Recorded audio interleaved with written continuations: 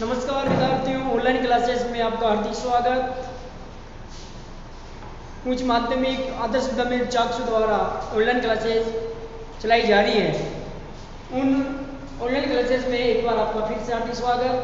हमारा आज का विषय इतिहास कक्षा 12 का चल रहा था, तो हमने इसके जो भारत का वैभवपूर्ण अतीत है, हमने इस लेसन के 3-4 वीडियो पहले भी अपलोड कर चुके हैं।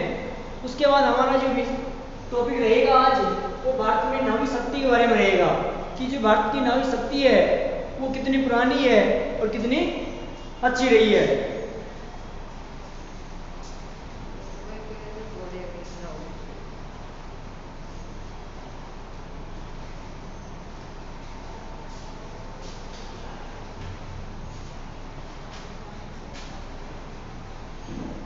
भारत में नाविक शक्ति, तो हम बात करें भारत में सिंधु घाटी सभ्यता में 6000 साल पहले भी नावें चलने का हमें प्रमाण मिला है। तो ये प्रमाण कैसे मिला है?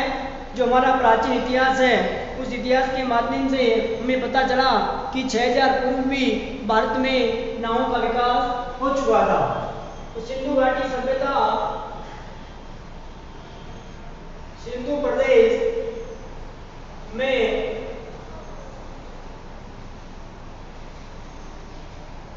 सिंधु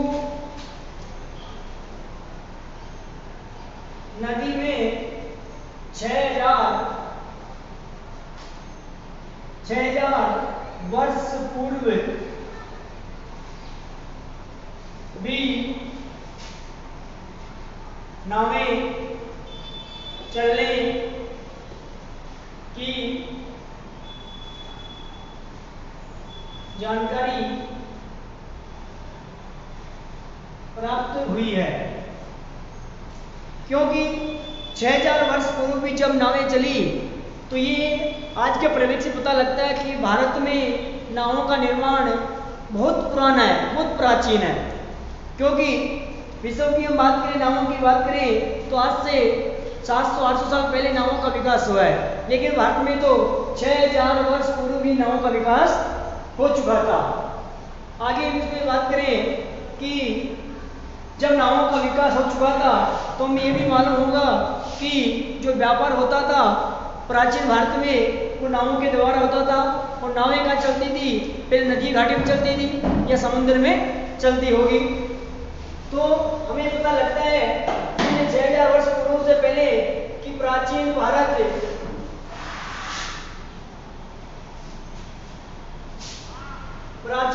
का व्यापार अलग अलग सभ्यताओं से रहा होगा। जिस सिंधु घाटी सभ्यता की समकालीन सभ्यताएं हैं, जैसे मिस्र की सभ्यता है, चीन की सभ्यता है और मेसोपोटामिया की सभ्यता है, तो इन सभ्यताओं से हमारा व्यापार रहा होगा। तो ये प्रमाण हमें किसे मिलते हैं? 6000 वर्ष पूर्व नाव चलने की जानकारी से मिलते हैं। अब हम बात करें आगे कि जब भारत में ये नावें चलती थी, तो इनके लिए कुछ बंदरगाह भी बने होंगे। तो हम बात करें जो लोथल बंदरगाह है, लोथल बंदरगाह कहाँ पर स्थित है? गुजरात में स्थित है।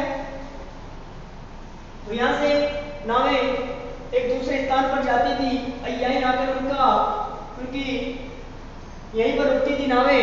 आगे हम बात करें, इसके अलावा पश्चिमी तट पर बहुत सारे बंदरगाह थे। जैसे हम नक्शे में बात करें, आपको मानचित्र के माध्यम से बताते हैं कि पश्चिमी पूर्वी तट पर कौन कौन से बंदरगाह थे प्राचीन समय में, जिनके माध्यम से भारत में एक दूसरे व्यापार किया जाता था।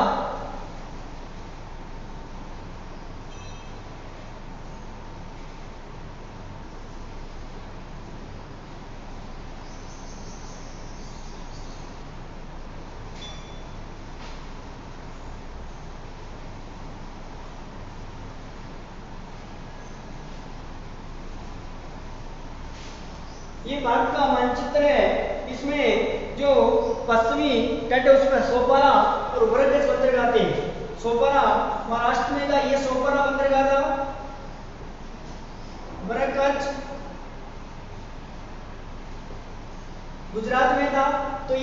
दोनों बंदरगाह है ये पश्चिमी तट के महत्वपूर्ण बंदरगाह थे। इसके अलावा लोथल बंदरगाह था, वो भी महत्वपूर्ण था। 3 बंदरगाह हुए लोथल, पश्चिमी तट में मरकज और छोपारा। इसके अलावा हम बात करें तो नीचे गोवा का बंदरगाह था। हम पूर्वी तट की बात करें उड़ीसा में कोणार्क बंदरगाह था। नीचे हम बात करें तमिलनाडु में तो मछलीपट्टनम बंदरगाह था। तो इन बंदरगाहों के माध्यम से एक दूसरी सभ्यताओं में प्राचीन भारत के लोग अपना व्यापार और व्यवसाय करते थे। ये तो हमारे बंदरगाह हुए। अब हम बात करें कि नामी शक्ति के बारे में हमें किन किन ग्रंथों के बारे में पता चलता है। तो राजा जो धार के राजा थे भोज, उनके द्वारा धार एमपी में है, यहाँ के राजा थे राजा भोज, उसके द्वारा एक ग्रंथ की रचना की गई थी। उस ग्रंथ का नाम युक्ति कल्पतरु है। युक्ति कल्पतरु इस ग्रंथ की रचना राजा भोज द्वारा की गई थी। और इस ग्रंथ से भी हमें हमारे भारत में नाव शक्ति की जानकारी हमें प्राप्त होती है। तो ये क्वेश्चन में बनता है कि युक्ति कल्पतरु ग्रंथ किसके द्वारा लिखा गया था? धार के राजा थे राजा भोज। इसमें किसके बारे में दर्शाया गया है, किसकी जानकारी मिलती है? तो भारत में नाव शक्ति की जानकारी इससे प्राप्त होती है। आगे हम बात करें तो जो प्रत्येक नौका था उसे किस नाम से पुकारा जाता था? जो नौका चालक होता था उसे नौका चालक उसे कर्णधार के नाम से पुकारा जाता था। और जो नौकाओं का नेतृत्व करता था, नौकाओं का नेतृत्व उसे महासारथ कहा जाता था। तो ये अलग अलग नामों से उनको पुकारा जाता था। आगे हम बात करें कि जो जल प्रबोध जो जल पोत के प्रबंध के अधिकारी थे स्वतंत्र, उन्हें 10वीं रश्मि ग्राह कहा जाता था। जो स्वतंत्र अधिकारी होते थे इन पोतों के, स्वतंत्र अधिकारी नाविकों के, उन्हें 10वीं रश्मि ग्राहक के नाम से भी जाना जाता था। आगे हम बात करें सिंधु घाटी सभ्यता की। तो ये तो भारत में नाव शक्ति के बारे में हमें कुछ जानकारियां किन ग्रंथों के माध्यम से तथा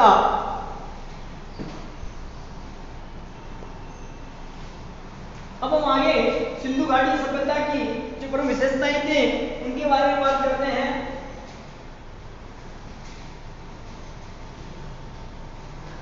सिंधु घाटी की प्रमुख विशेषताएं जैसे नगर नियोजन है,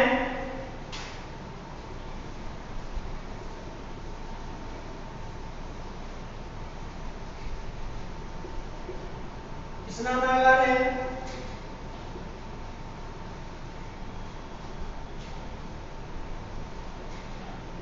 अन्नागार है,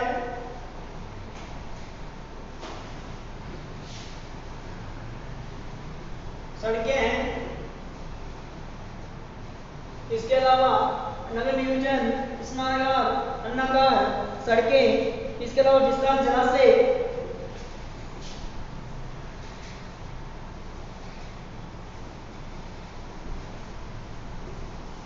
विशाल जलाशय, इसके अलावा विशाल गोदीवाला,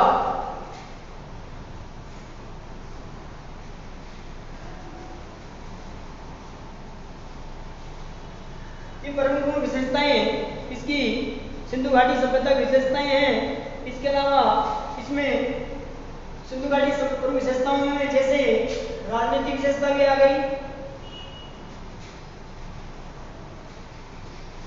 धार्मिक भी आ गई, सामाजिक भी आ गई और आर्थिक भी विशेषता भी इसमें शामिल की जाती है। अब कभी भी क्वेश्चन पूछता है बोर्ड की परीक्षाओं में, तो ये सिंधु घाटी सभ्यता की प्रमुख विशेषताएं कौन कौन सी है बताइए, उनका उल्लेख कीजिए। तो विशेषताएं ये सारी आ जाएगी। कभी कभी ऐसा क्वेश्चन बन जाता है कि सिंधु घाटी सभ्यता की राजनीतिक विशेषता का विस्तार से वर्णन कीजिए, या धार्मिक का कीजिए, या सामाजिक का कीजिए, या आर्थिक का कीजिए। तो इन सभी से अलग अलग प्रकार के क्वेश्चन बनते हैं। आगे हम बात करें सिंधु घाटी सभ्यताओं में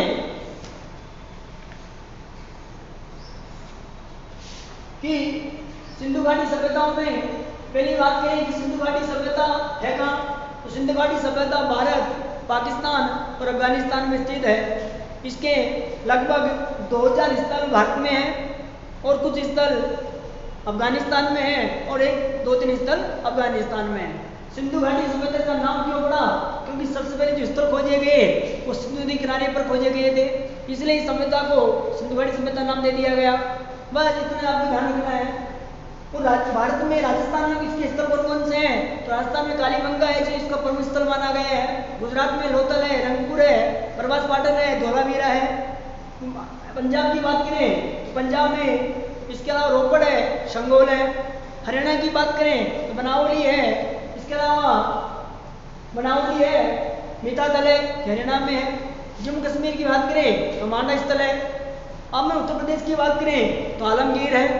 हम महाराष्ट्र की बात करें तो देमाबाद है। तो अलग अलग प्रकार के स्थल राजस्थान में, हरियाणा में, पंजाब, जम्मू कश्मीर, उत्तर प्रदेश, महाराष्ट्र आदि में पाए जाते हैं। लेकिन सबसे ज्यादा भारत में स्थल पाए जाते हैं वो गुजरात में पाए जाते हैं। तो ये सिंधु घाटी सभ्यता की विशेषताएं हैं। इसमें हम बात करें एक नदी और है, जो साई नदी कहलाती थी पहले, उसका नाम सरस्वती नदी है।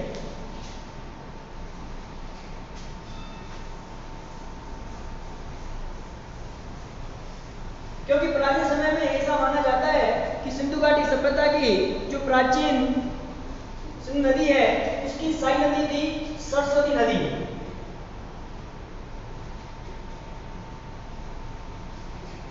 सरस्वती नदी वर्तमान में लुप्त हो चुकी है और इसके स्थान पर आज वर्तमान में घग्गर नदी बहती है, जो बहकर पाकिस्तान में चली जाती है। और राजस्थान में हनुमानगढ़, गंगानगर में इसका विस्तार है, लेकिन वर्तमान में नदी नहीं है।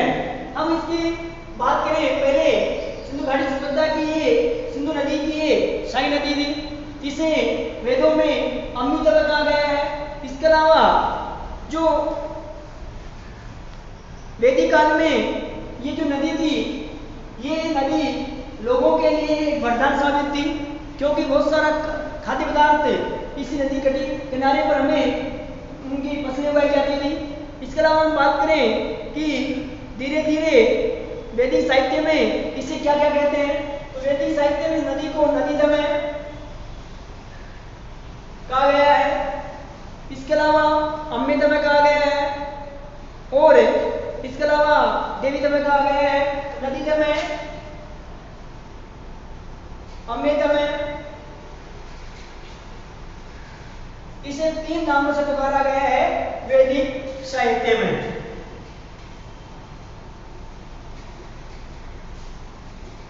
तो ये भी क्वेश्चन बनता है कि वैदिक साहित्य में सरस्वती नदी को किन किन नामों से पुकारा जाता है, तो नदीदमय, अम्बेदमय और देवीदमय के नाम से पुकारा जाता है। तो आज का वीडियो हमारा ये सिंधु घाटी सभ्यता की विशेषताएं रही। इसके अलावा हम आगे का अध्ययन अगले वीडियो में करेंगे। तो आपसे यही निवेदन है कि आपके पास जो भी वीडियो आपके पास पहुंच रहे हैं, उन वीडियो के माध्यम से आप अपनी पढ़ाई को शुरू करिए, जारी रखिए। और अब जो भी आपको वीडियो के माध्यम पढ़ाया जाता है उसको अपनी कॉपी में भी राइट डाउन करते रहिए। धन्यवाद।